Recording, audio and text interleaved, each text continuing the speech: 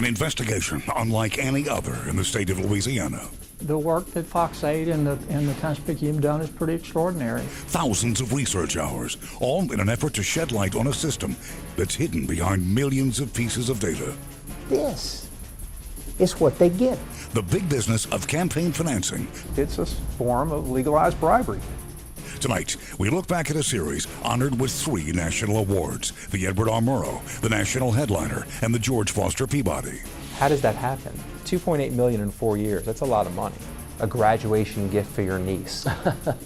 That seems a bit out of bounds. Politicians crossing the legal line. They're either breaking the law or they really don't know what they're doing. Public servants faced with ethical dilemmas. You feel like someone has approached you before Absolutely. wanting a vote. Absolutely. A series that launched investigations from the State Ethics Board and the FBI. These are allegations of public corruption. A series that raised serious questions about some of the most powerful people in our state. He's double dipping. This is pathetic. That's my money, that's your money. A one-of-a-kind collaboration between Fox 8 and NOLA.com, the Times-Picayune.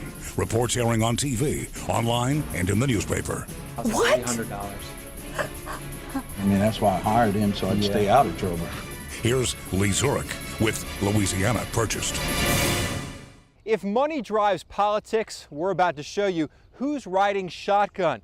In a state of 4.6 million people, only a fraction contributes to elections, and an even smaller amount of people give most of the money.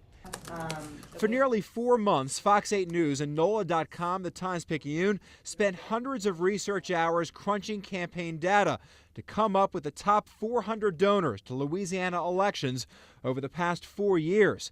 The top 400 is a record of people with the money to influence, and some have used that money to help reform government, bring stronger laws, and transparency. This small group actually represents a sliver, 0.3% of all donors. But they give big bucks, nearly 1/3 of all money donated to Louisiana's politicians. If you were able to give $500,000, $1 million to politicians, what would you expect?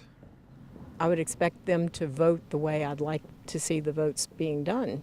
And according to the National Institute of Money on State Politics, that's the problem with a small group giving large amounts of money. Following this next story, the FBI and U.S. Attorney launched an investigation. We spent weeks inspecting records in the basement of the state capitol. What we discovered, one state lawmaker was essentially getting paid for the same expense twice. In 4 years, the House taxpayers reimbursed Harrison nearly $25,000 for mileage. During that same time period, he paid another $25,000 for gas out of his campaign account. All totaled $50,000 for mileage and gas for one lawmaker.